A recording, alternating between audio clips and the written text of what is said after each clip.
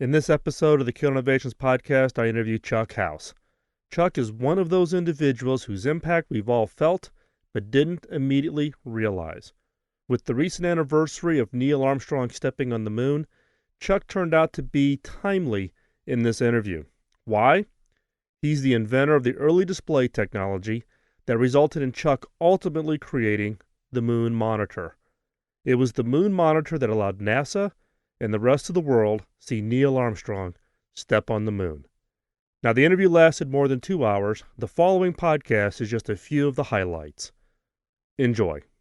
This is the Killer Innovations Podcast with Phil McKinney. Keep in mind that the information and opinions expressed in this podcast are Phil's, and Phil's alone, and they don't necessarily reflect those of his past, current, or future employers.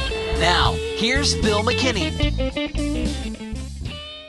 Talk a little bit about how did you get into HP? How did I get into HP? So how'd you get into HP? Well, it's interesting. First thing was I interviewed because they were on campus. They were the first. Where were you? Where'd you I go? was at Caltech. Okay. And I was a physics major, and I had had one lab that was pretty good. I didn't know anything about AA.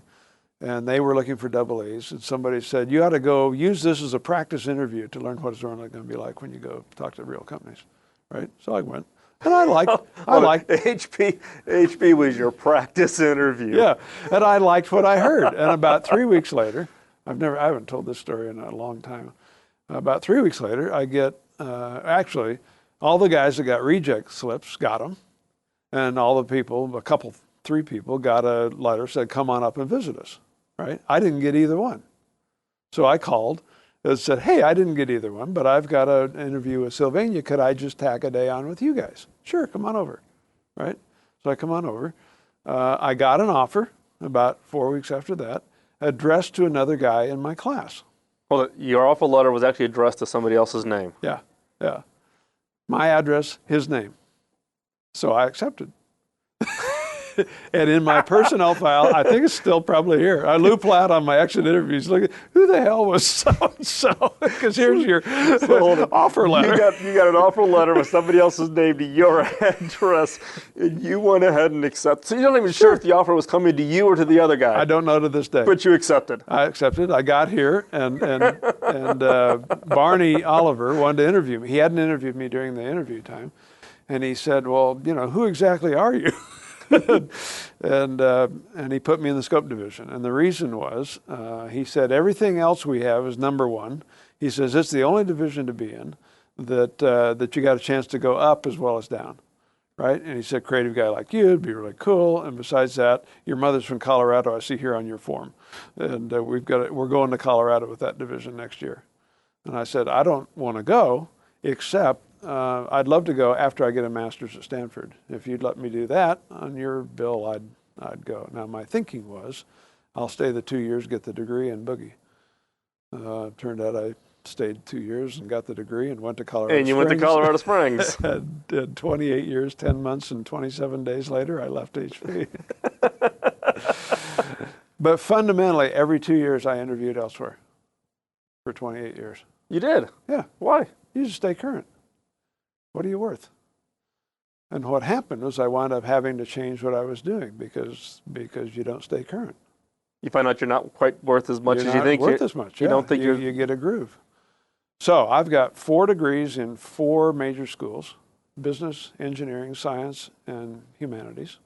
I've got 5 minors underneath those 4 majors, and I've worked in 5 disciplines, one of which is one of the 9. Only one. Only one. And I think what that says, and I don't think I'm completely rare in that respect. I think this world is such that you can't imagine studying something that's going to be of much value later in life. Learning how to study, learning how to cooperate with people somewhere you're not, and learning how to be empathetic to the needs of what's out there is the only game you can succeed at. So every couple of years, I would sample, what's going on out there and change what I was doing to some degree. So I was in 13 divisions. I started like 11 divisions in some form or another. Well, that's back when the divisions, Bill and Dave had kind of had this rule of thumb when a division got too split big. It at 500 or 600 people or 1,000 people, and then split it off. Yeah. What was the thinking behind that? Why? I mean, it's kind of, I know it's kind of the keep small Barney thing. had a great theory, and the theory was if you find a company of 10 people, there's always a genius. Find a company of 100, there's a couple. Find a company of 1,000, there's only 3 maybe, right? And he said, and here we are, 5,000 people. When we get to 10,000, how many are we going to have? And we all said, this is our opening dinner. And we all said, 4, we know that rule. And he said, no, none. They'll all been driven out. He says, so we're going to parse it n times 1,000, and we'll have 3 times n geniuses around. Hewlett had a different stance, and the stance he had was he wanted an informality about the thing. And he said, the whole way that other companies operate is they'll have engineering as a discipline, manufacturing as a field, marketing as a specialty, and they'll house those in different buildings. I want to have the team eating lunch in the cafeteria together. And then if something's wrong that isn't selling, the QA guy says something to the engineer, says something to the marketing guy, the feedback loop gets closed. And he said the only way that can work is if you know each other by first name and you sit down at that table. And he said past about 500 people, you can't remember the names. Part of a lot of the curiosity that people have about HP from the early days, because you think about it, 2 guys in a garage come together, and now you see this, #1 technology company in the world. Right. But you think about the early days, because it really set the values. So talk a little bit about kind of those early days, because you came in 60. Well, I came in 62, so it was 23 years old by the time I got here, almost $100 million. I was the 98th engineer, so it isn't like, it was not a huge set of people. And my dad's reaction was, how come you didn't go to a real company? Bell Labs exists and IBM exists and all that. But Dad, I think this is going somewhere. he finally, like in 1990, buys 1 share of stock or something so he could track it, But the thing about early was Bill and Dave were deeply involved in every project, deeply in the sense that they reviewed every project in the company every year. And there's something magic about that, especially in Bill's case, as technical as he was. And then he would bring Barney Oliver to boot most of the time. So you've got essentially this what I would describe as a master's, if not a PhD level, oral exam. Every year. Annually. On your stuff. And the questions were of the form, what contribution does it make? Why is it ahead? What's the next step after this? And what's the science underneath it? And the view was that this is instrumentation science. That you can't go to any school in the country and learn instrumentation science. You can learn how to be a double E, you can learn how to design circuits, you can learn, biology or astronomy, or you can learn a lot of disciplines, but nowhere can you learn instrumentation. And that's what we're about.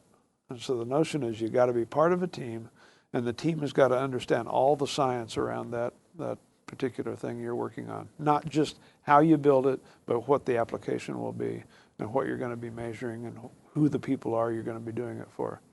So you wind up knowing oceanographers and astronomers and biologists and chemists and things like that at more than a peripheral level. And that was the drill. Every one of us had to go ride the Neely bus. Just telling my wife the story. The Neely bus? Yeah, the Neely bus. Norm Neely ran the California sales representative team. He bought a Greyhound and stripped it, an old Greyhound, stripped it, put 7 workbenches in it, had a microwave engineer's workbench, had a circuit design engineer's workbench, had a mechanical engineer's workbench, everything outfitted with HP gear. And your assignment, usually after you've been at HP maybe 3 years, was you have to go ride the bus for a week. What they would do with it is drive it onto the Redstone Arsenal at Huntsville or down to Canaveral or up to the main tracking station. And you and the bus driver knew all this stuff, and he got a 52-week assignment. You got a 1-week assignment. So you parachute in, and they stop. So I drew the Huntsville assignment. They stopped outside Intergraph, a little tiny company at the time, And Jim Medlock came out, and my job was to explain all 7 workbenches with probably had 50 instruments. And my plea was, I'm from Colorado Springs. I know about my product, and I know about scopes. And this guy's point, Sunday when I arrived, is he says, tomorrow you're going to know about every product on this bus well enough to describe it to a working engineer at Intergraph. Really? No one ever told me that. Well, that's a big deal. So you learn to be a generalist, not just in terms of, you're going to work around your program. You learned it around the whole Hewlett-Packard toolkit. So how long did this bus go around? It went around for years and years. I've never heard this story. Probably ended in, we built a flying bus for Asia when we opened Asia in the late 60s. Had a DC-6 that flew around. So an HP DC-6, all equipped out with benches. Fly to Thailand, and Philippines and Singapore. And then invite the customers to come on, show them the bench, walk them through all the products. Exactly. Yeah. Oh, wow. Huh? I mean, isn't that crazy? That's crazy. That is crazy. But it was an effective way to do things. And it was with Medlock at Huntsville that I really was able to understand for the first time. That's why the 1300 became the moon monitor. Kind of have this reputation inside of HP as, the bull in the china closet, break a little china, step on some toes. It's unfair. I was a perfectly normal guy. I just had a couple of excitements here and there that other people took in a strange way, and so that reputation gets built. And how do you get rid of the mythology? So talk about the award of defiance. It's in David has it in the book. Yeah. So give us the Chuck House version. So what happened was really pretty simple. I worked on the 1402 dual channel scope. So this is an oscilloscope. So my first assignment when I came to the company was I drew the short straw, and they had a good guy who left the company unexpectedly. And he was working on the flagship plug-in for the 140 plug-in scope line. And Tektronix was the only company beating HP at the time. So this was sort of, a front and center project. What I put on it was a Boolean algebra trigger. So it was a 2-channel scope, and you could do A plus B or A minus B or minus A plus B, or you could do the Boolean set for triggers, and no one had ever thought about that. And the reason for that was IBM was just starting to do AND gates and OR gates. And so I thought it'd be fun to be able to trigger on a gate like that. So it was kind of a novelty. I got to see some IBM stuff early. This is 1962-3. My second project was we figured out how to stabilize the scope screen. So we had a feedback circuit that we would sample 5 times a second on the front, compare it to ground, and then these are all vacuum tube stuff, so the trace always drifted all over. So you always had to every measurement, you had to recalibrate where ground was, essentially. This thing would do it automatically. The problem was I couldn't figure out how to stabilize 2 channels at once. I could figure out how to do one. And my boss thought that was great. In fact, he had helped work out all the formulas, and it was, elegant. So we had 1 channel stabilized really well. It was to be a comparator scope. You're going to compare an unknown to a known, right? The problem is it's useful to have 2 channels if you're going to compare something to something else. And he kept saying not to worry about it. We got this thing done, and not very many customers wanted one for exactly that problem. And I'm like, well, shit. You could do a thought experiment on that for 10 minutes and conclude that's going to be a problem. Why didn't we test it on the market? And the answer was, at the scope division, if we show anything in advance, the customers will call Tektronix and our secrets are out, right? We get an FAA control tower spec in like weeks later, and they wanted to take these 4-foot long, great big cylindrical things and shrink them so that you could have more terminals in a control tower to watch planes. And we had hired the guy who did those tubes for GE, and he said, I've kind of perfected the expansion mesh lens. And it basically was, you took a mandrel that was shaped like Mount Fuji, and you smashed this thing down on it. And so you built this conical lens, looked more or less like 1 cup of a brassiere. And the lens, the electrons would come, and then they'd hit this lens, and they'd bend, so you could get a very wide deflection. So I could do a 14-inch CRT with a gun that usually drove a 5-inch CRT. So I had this big picture. And then the question is, who wants something like that besides the FAA? And the first problem we discovered with the FAA is not only did it bend the beam, it expanded the spot size. Okay, so you could show the plane circling around, but when you wrote UA-72, it was more or less like writing it with a paintbrush. So it didn't quite solve the problem. So I had an elegant solution for a problem that didn't work. So I kept thinking this would be useful for graphics, you know, classroom graphics or who knows what. And everybody was just, you got to be kidding. And they said, this is an answer to your question, by the way. They said this would be good for nearsighted long arm engineers or for watching Gandhi in 3 minutes, because we could do, it was a 20 megahertz XYZ, or 20 megahertz XY, and a 1 megahertz Z. So the idea is, you know, it's a very fast television set, or it's an oscilloscope for a guy with very long arms. And that's about all you can think of. And the marketing forecast came back at 31 units.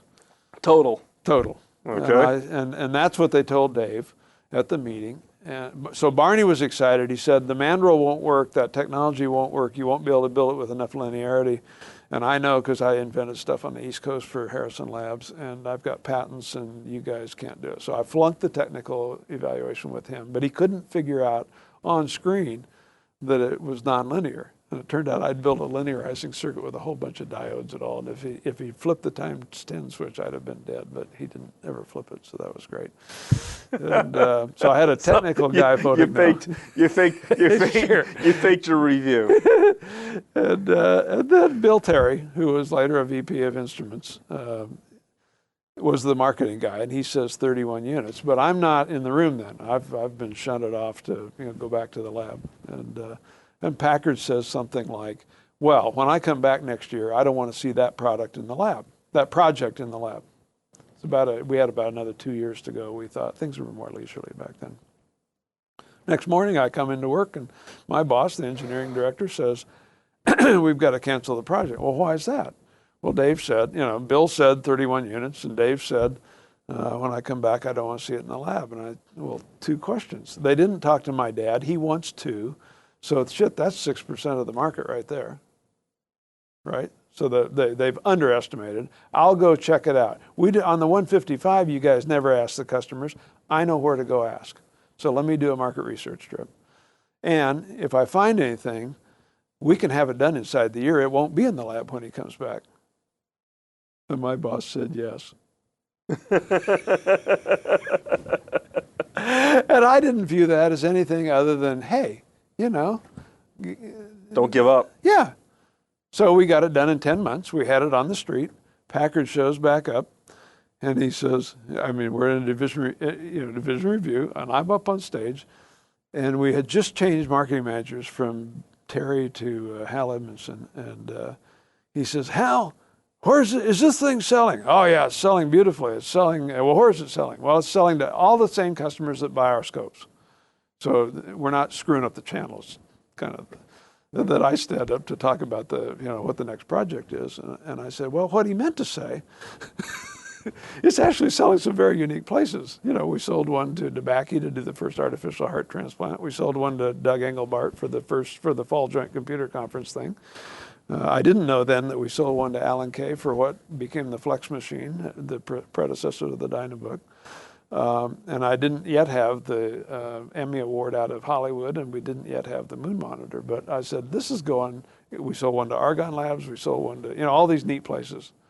Packard was just livid. And he said, I thought I said to kill this son of a bitch. I said, no, sir, what you said was you didn't want to see it in the lab, and it's not. It's in production. But then what did Dave say?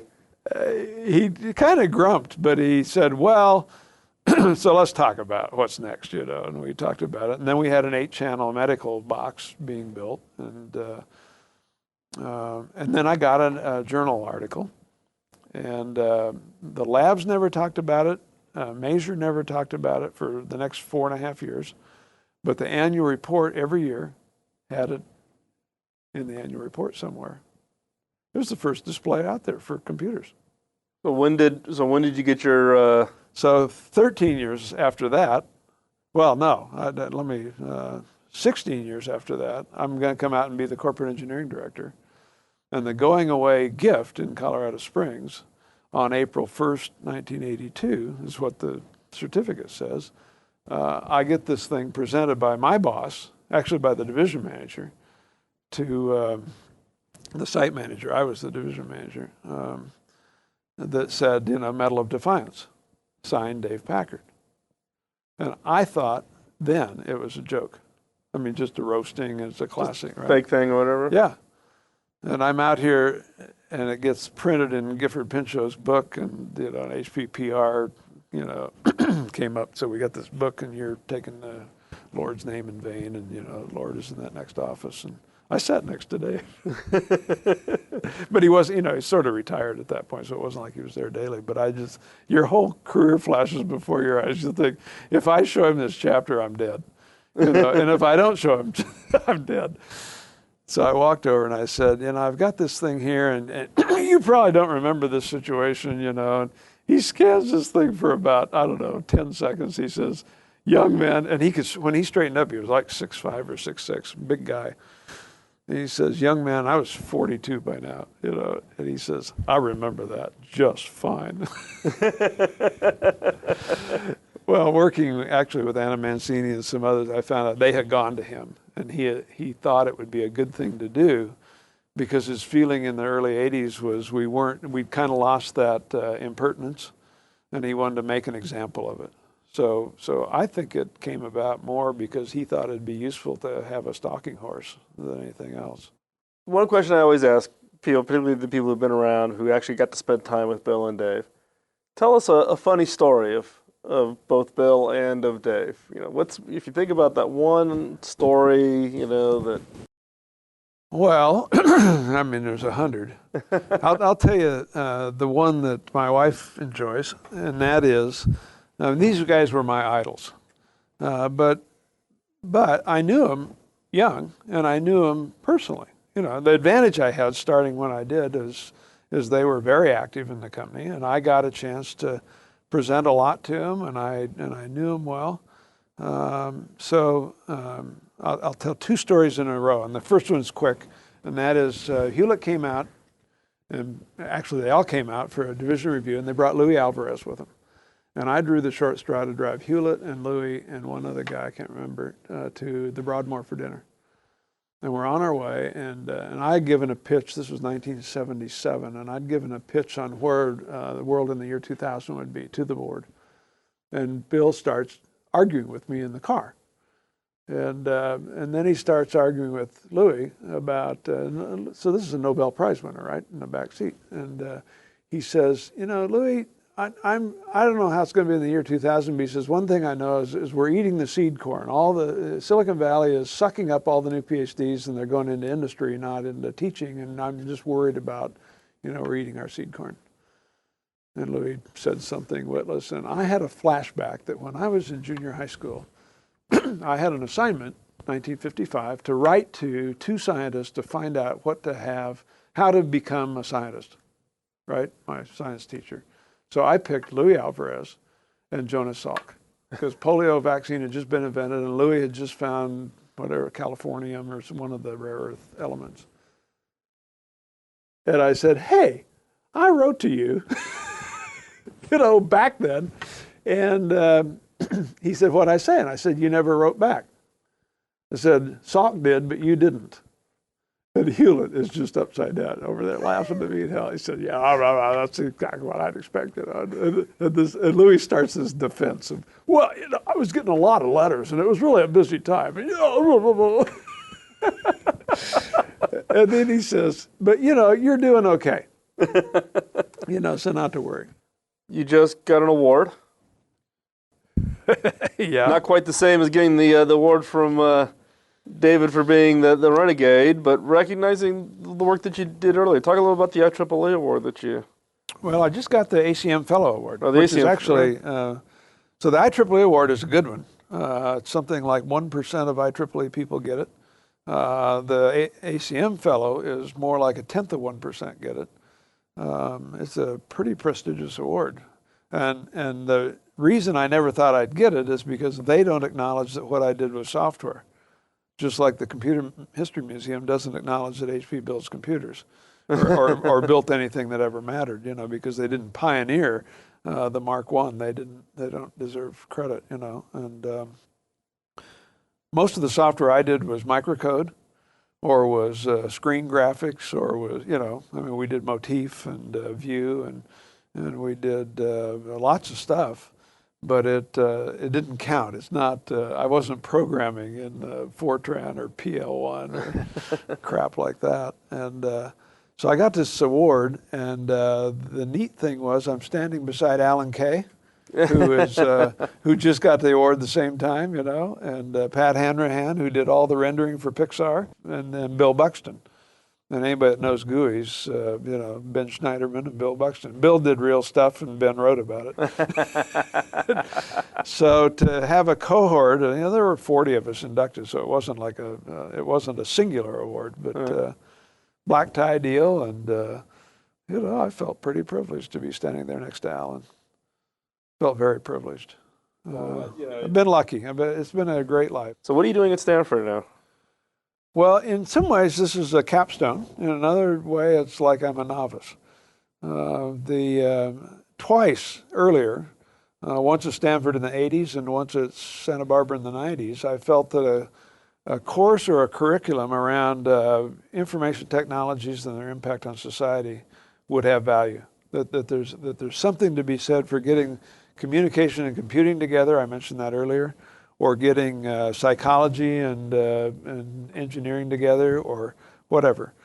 In this case, we've actually turned it into kind of an art form in the sense that we're an industry-facing group, and the idea is that what you want to do is understand the implication of the tools that are being built. Mm-hmm. It's pretty easy for an HP to find Hanrahan today. Right. You know what he's done.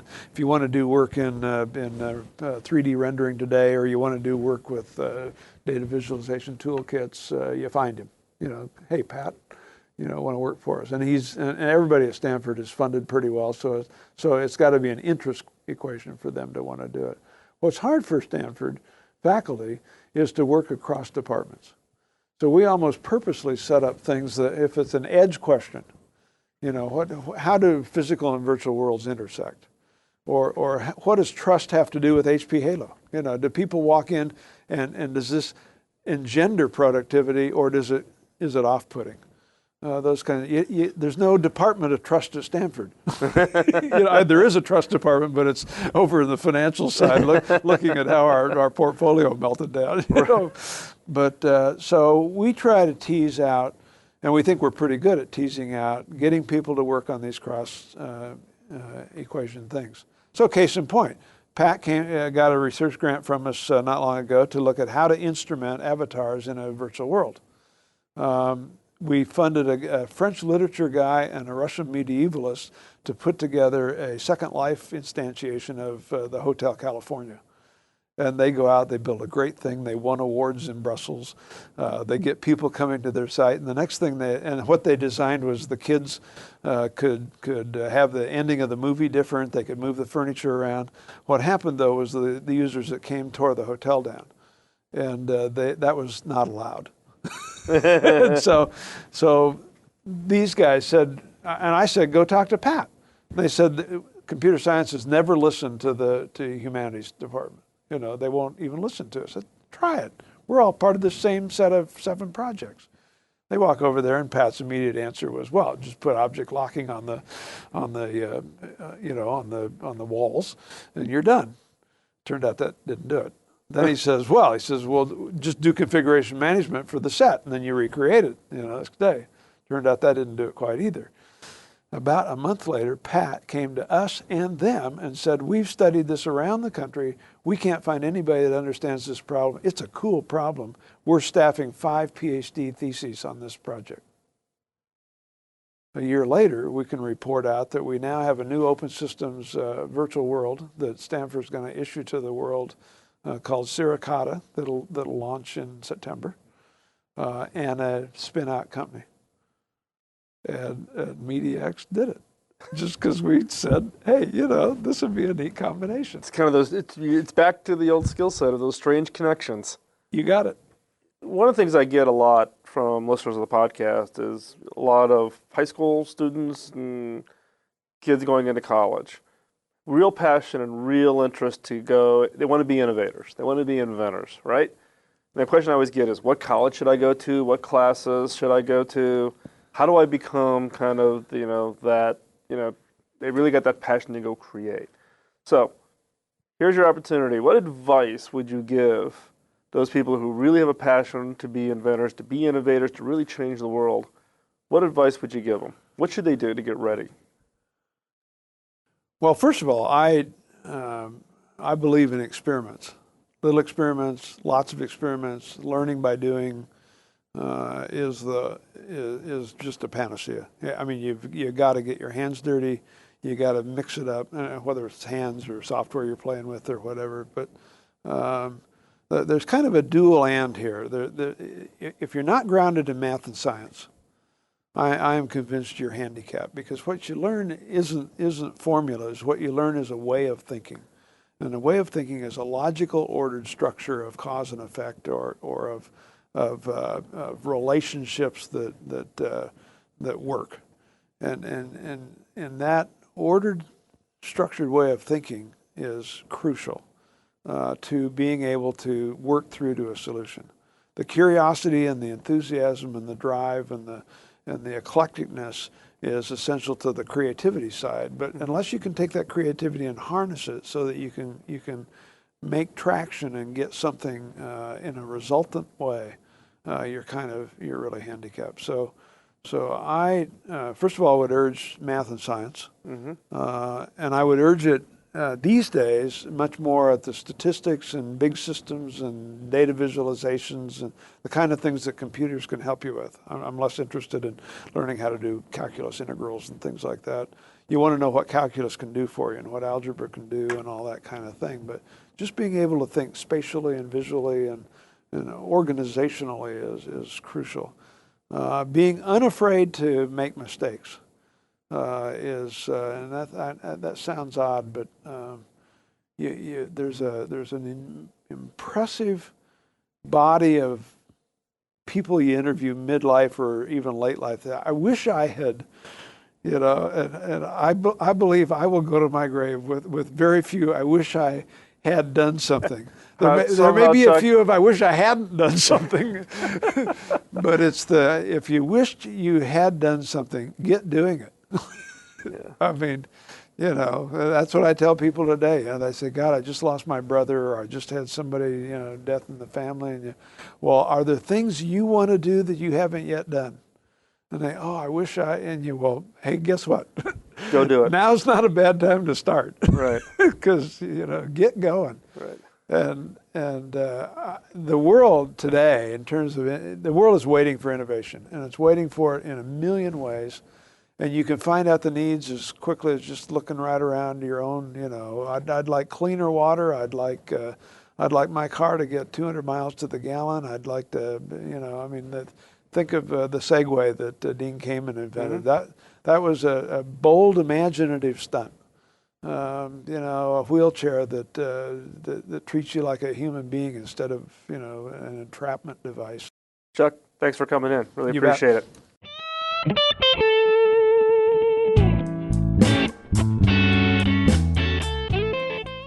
This series of interviews with innovation thought leaders is made possible by support from thenextbench.com. For more information on the series and to listen to the previous episodes, visit thenextbench.com. Thanks for listening to this week's podcast. Please send your feedback. Particularly, I'm interested in hearing your thoughts on doing these kinds of interviews. The objective is to give you a broader exposure to others that are out there creating killer innovations. If you found this podcast interesting and you want to connect with other innovators, join the network.